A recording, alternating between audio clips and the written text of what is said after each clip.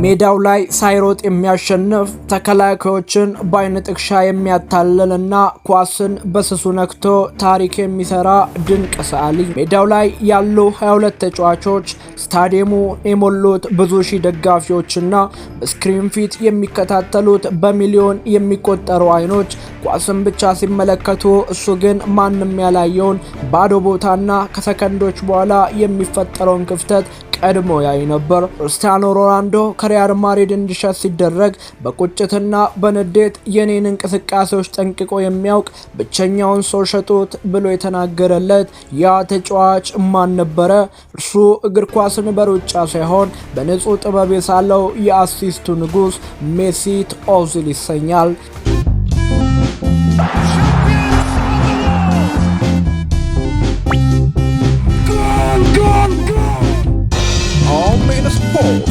Sport.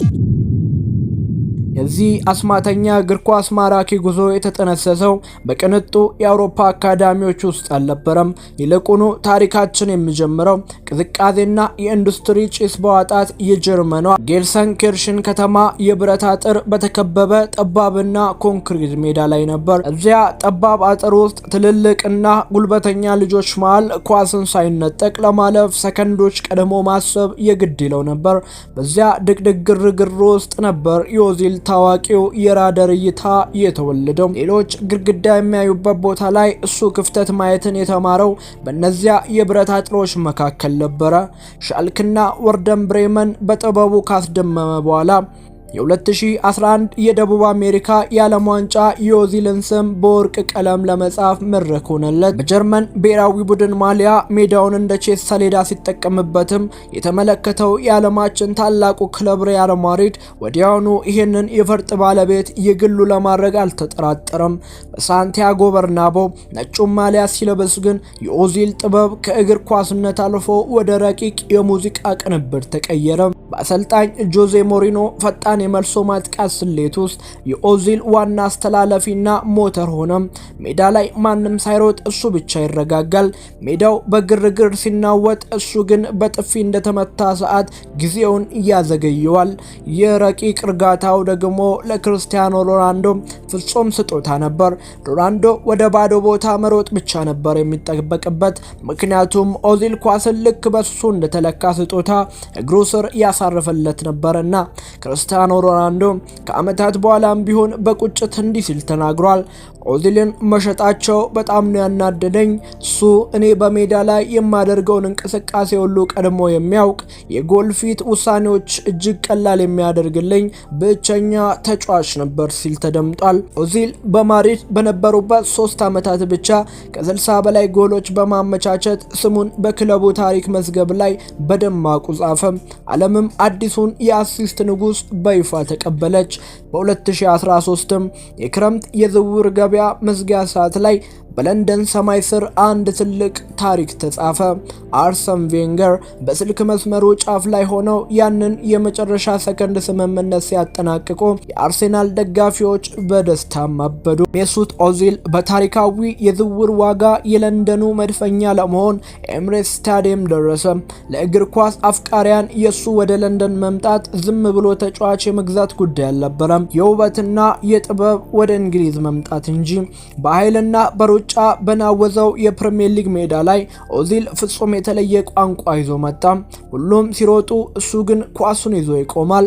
ሰከንዶችን አቁሞ ተከላካዮችን በንጋጤ እስኪደናገጡ ድረስ ይጠብቅና ማንም ያላሰበበት ቅስበት ፈጥሮ ኳሱን ያሹልካታል። ያ አስደናቂ ቀስ ብሎ የመጫወት ስሎ ሞሽን በጥበቡ የአርሴናልን ጨዋታ ፈሰስ ሙሉ በሙሉ ቀየረው። በተለይም በ2015-16 የውድድር ዘመን ኦዚል በፈጠራ ጥበብ ጣሪያ ላይ ደርሶ ነበር። በሊጉ ብቻ 19 ጎል ማመቻቸቶችን በመለገስ ታሪክ ሰራ። በዚያም የውድድር ዘመን በአውሮፓ ቻምፒዮንስ ሊግ ከሉዶጎሬስ ጋር የተደረገው ጨዋታ ማስታወስ በቂ ነው። ኦዚል ግብ ጠባቂውን ከላዩ ላይ አስልኮ ሲያልፍ፣ ሁለት ተከላካዮችን ደግሞ ለመጨረሻ ሙከራ ሲንሸራተቱ፣ እሱ ግን በረጋ መንፈስ መሬት ላይ ያማለለ ጎሉን ሲያስቆጥር መላው ስታዲየም በአድናቆት ደነዘዘ። ያዘ። ያቺ ጎል እግር ኳስን ወደ ስነ ጥበብ ሙዚየም የወሰደች ድንቅ ፈጠራ ነበረች። ይህ በእንዲህ እንዳለ ግን የኦዚል ትልቁ ክብር ማህተም የተመታው በብራዚል ምድር ነበር። በ2014 የዓለም ዋንጫ ላይ የጀርመን ብሔራዊ ቡድን በሰርጥ ውስጥ እንደሚያልፍ ውሃ ፍሰቱን ጠብቆ ዋንጫውን ሲያነሳ በዮአኪም ሌፍ ስልት ውስጥ የኳሱ መሪ ሜሱት ኦዚል ነበር። በሜዳው ላይ የነበረው መረጋጋትና ትክክለኛ ውሳኔዎች ታሪካዊቷን ጀርመን በብራዚል ሰማይ ስር የዓለም ንግስት አደረጓት። በዚያ ዘመን ኦዚል በክለብ ደረጃ የአርሴናል ንጉስ፣ በአገር ደረጃ ደግሞ የዓለም ሻምፒዮን በመሆን የክብሩን ማማ ሙሉ በሙሉ ተቆጣጥሮት ነበር። የእግር ኳስ ዓለም ውበትን ያህል ጭካኔም የተሞላበት ነው። በክብር ማማው ላይ የነበረው የኦዚል ጉዞ የመጨረሻዎቹ ዓመታት ላይ ሲደርስ በሜዳው ላይ የሚያሳየው አስደናቂ ጥበብ ይልቅ ከሜዳ ውጪ በነበሩ ዝግቦችና ውጥረት የተሞላ ሆነ። ታሪኩ መበላሸት የጀመረው በጀርመን ብሔራዊ ቡድን ውስጥ በተፈጠረው የፖለቲካና የዘረኝነት ማዕበል ነበር። ከ2018 የዓለም ዋንጫ ውድቀት በኋላ ኦዚል በደጋፊዎችና በጀርመን ሚዲያዎች ዘንድ ከፍተኛ ትችትና ጥቃት ሰለባ ሆነ። ይህን ተከትሎም ዓለምን ባስደመመችና በእግር ኳስ ታሪክ ውስጥ እጅግ መራራ በሆነችው ንግግሩ ከብሔራዊ ቡድን ራሱን አገለለ። ሳሸንፍ ጀርመናዊ፣ ስሸነፍ ግን ስደተኛ ነኝ። ይህ ስብራት ወደ ለንደኑ ክለብ አርሰናልም ተሸጋገረ። የአርሰን ቬንገር ከክለቡ መነሳት፣ አዳዲስ የመጡ አሰልጣኞች የኦዚል አይነት የማይሮጥ ግን የሚፈጥር የ10 ቁጥር ሚናን በታክቲክ አለመፈለጋ ቸውና እሱ በሰብአዊ መብት ጉዳዮች ላይ በግልጽ የሰጣቸው አስተያየቶች ከሜዳ እንዲርቅና እንዲገለል አደረጉት። ኳሷ እግሩ ስር ስትገባ መላውን ስታዲየም በደስታ የሚያስጨው አስማተኛ በኤምሬትስ ስታዲየም የመጨረሻ ቀናቱ ላይ ወንበር ላይ ተቀምጦ ጨዋታዎችን በዝምታ እንዲታዘብ ተገደደም። በመጨረሻም የልጅነት ህልሙ በነበረው የቱርክ ክለብ ፌነርባቼና ባሻክ ሼሂር አጭር ቆይታ ካደረገ በኋላ በ2023 ጫማውን በይፋ ሰቀለም።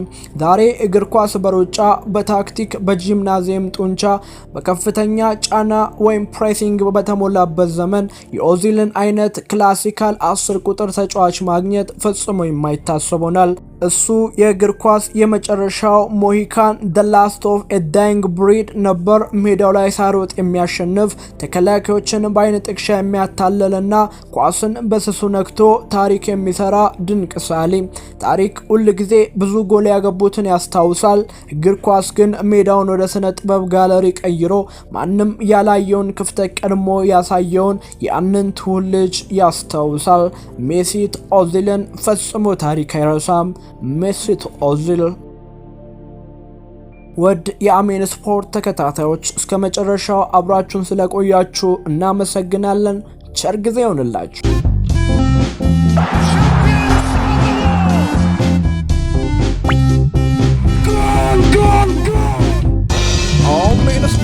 Amen Sport.